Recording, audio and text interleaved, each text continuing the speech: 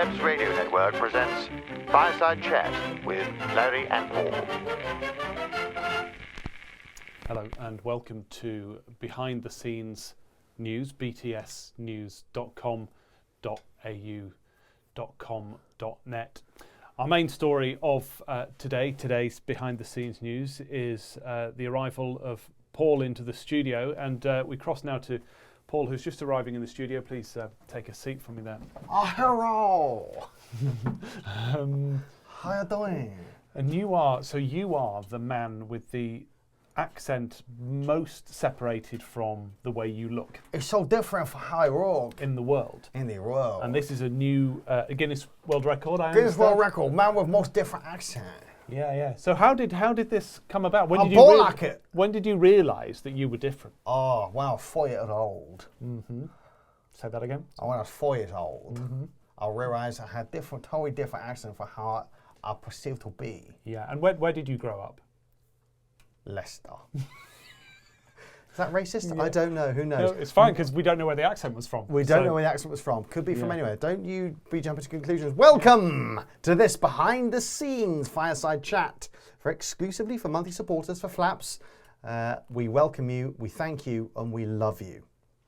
We're about to do a new Broken News, aren't we? Which is why you're dressed like that, and I haven't dressed into my shirt because I'm a bit of a sweaty bastard and I'm going to just sweat all over the shirt. You don't want to sweat all over your shirt, do you? We do. We're going to do your bit first, aren't we? Yep, Can we give a snick at a peek at what it's about this week, Larry? Sort of, yeah. I suppose it's about people in the UK not doing anything about anything. It's about people in the UK not doing anything about anything. Well, it's not quite that, because it's not criticising people for not doing things, because we're all jaded and feel utterly powerless and helpless in the face of corruption. That's what they want you to think. That's what they want you to do. But so it's sort of comparing us with the French. That's fair enough, isn't it? Absolutely fair fucks, Gov. So that's going out on Friday, isn't it? Which will be, when you look at this, tomorrow. Tomorrow, yes. Tomorrow. Yeah. Tomorrow morning at 8 a.m. sharp. Do share it to your favourite TV presenters, Piers Morgan. Celebrities. Anyone with over 1 million Twitter followers or X followers, whatever you want to call it now. Share it to them and just go, hey guys, have you seen this? Carol Vorderman still not following us. Carol Vorder. Still not following us. Yet, Carol? Still not following us, Carol Vorderman. She's liked 2 tweets. She's liked 2 tweets, yet she hasn't followed. Is she playing hard to get? I think so. Hashtag Vorders Watch. Yeah. We'll see what's going on there. She started her TV career 2 doors down from us here at Calendar. Yeah, this is Kirkstall Road. Countdown. She wasn't on Calendar. Same building. But yeah, we're in the Hollywood of Leeds on Kirkstall Road, which is where they film quite a lot of things, like Emmerdale, for example. And Countdown used to be filmed here. Yeah, lots of things have been filmed here, haven't they? Lots of things. Speaking of the filming, are you allowed to talk about the I haven't signed an NDA, so I think so. Also, it's to you, so it's fine. It's like private. Chatting to... It's private, basically, this, isn't it? Because it's the Flaps. Yeah. I got a little part in a TV show as of Monday, I found out, which is nice. Another part. Another little You're part. all over our TV. You're not going to be a move for you being on our TV this autumn. You will. They're both incredibly small parts. So there's The Couple Next Door, obviously, which is out on... I say obviously, sorry. The Couple Next Door, which is out in next month, I think. Must be soon. The one I've just gotten is for the Moonflower Murders, which is Anthony Horowitz's books. They've been adapted for BBC/PBS Masterpiece. And I've got a tiny little role, but I get to go to Greece to film. It's exciting, isn't it? I get to feel like a proper abroad actor again. Oh, but he's so like jet set, because you're at a friend's thing in Berlin. I've got to go to Berlin, for a friend. He's had to be on the phone to his agent saying, "Can they get me to Greece from Berlin?" I have to put on that accent as well. I speak to When you speak to hey, listen, get me to Greece from Berlin. Yeah. I'm in Berlin. Can they fly me to Crete? Yeah. And they can. They can, hopefully, yes, I believe they can. But I'm going to hang around in the Hollywood of Leeds, pining, and do the accounts, and do the VAT. It's what you're good at. Yeah, I'm not. I don't do that. I don't do our VAT. No, you hand it off to someone. I am confused by. We're all confused. VAT. I'm confused by everything. Yeah. Numerically. Numerically challenged I am. So that's exciting news for Paul. Exciting. There's a little oasis in a desert of bollocks. You're going to want exciting news from Larry now. Oh, what God. exciting news from Larry? Well, hang on. You've just come back from 2 weeks holiday, so. No, I came back from 2 weeks holiday ages ago, and then. Feels quite recent. Yeah. I did interview Amber Rudd. I told you about this, didn't I? For the Leeds International Festival of Ideas. And what did she call you? Paul.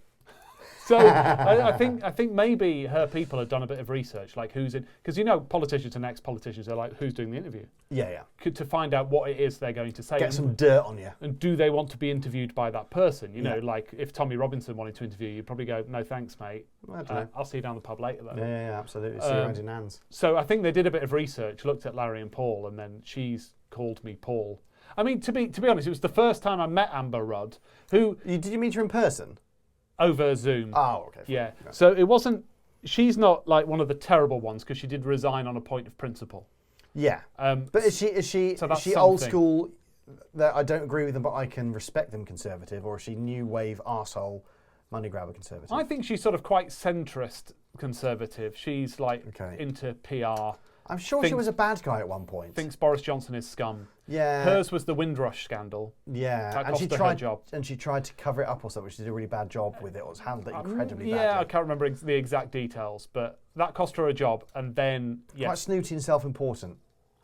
I didn't find that with her when I spoke to her. Okay, she comes across that way, or she came across that way. I can easily be misled. Obviously, it's just easily a sort of led astray. Shortish interview. To be fair to... Cross your palm with silvers and you're prepared to overlook that sort of thing. I'll do anything. Character flaws. Yeah, next week, Putin. Putin next week. To be fair to her, we worked at the BBC for 8 years. You and me? Yeah, and in the final month, the boss called me Paul and kept calling you Mr. Larry. Mr. Larry. And would come up to me in the office and say, when you next see Mr. Larry, will you tell him? I was like, well, I can see him now. I've got PTSD. Why you brought that up? Christ. So people get us confused. We're like Ant and Dec. We should have our own bank. So that though, once I was DJing in the wardrobe, and someone came up to me. This is years ago. I think I've told you this. Someone went, "Are you Larry or the other one?" yeah, I do remember that. I went, "No, I'm the other one." Yeah, I thought you were going to tell your story about someone coming up to you and DJing in Smokestack while you were playing Coolio, and it was Coolio. Yeah, that wasn't Smokestack. That was in Revolution to Cuba. Was it? Have I told this story before? I was playing in Manchester, playing Gangster's Paradise at 3 a.m. and this small black guy came up to me and just went, "Yeah, man, cool, yeah." And I was like, "Oh, cheers, mate, cool." And then someone else came up to me and went, "No, that was Coolio." Brilliant. It's a tiny guy with weird hair, and it was Coolio.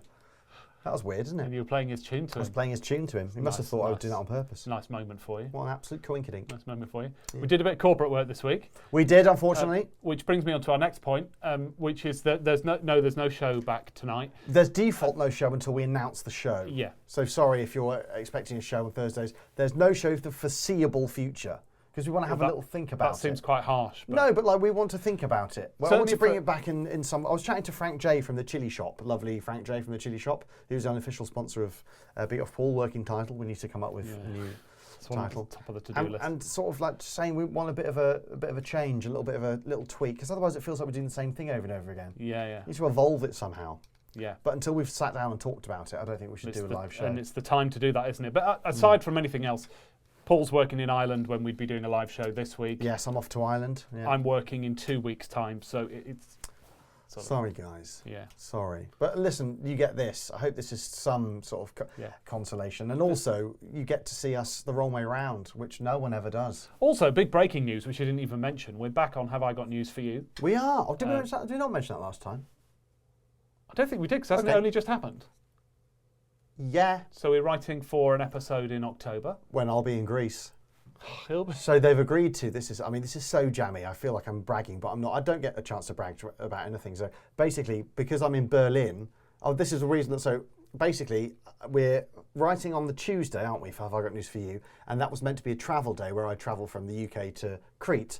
But I asked them, could they fly me a day early so I could have Tuesday as a full writing day? And they're like, yeah, absolutely, sure, no problem. So yeah, extra day. And then I realised I'm already in Berlin and I booked my flight back from Berlin to Manchester. So I'm having to change it from Berlin to Manchester to Berlin to, which is the Crete? Hania.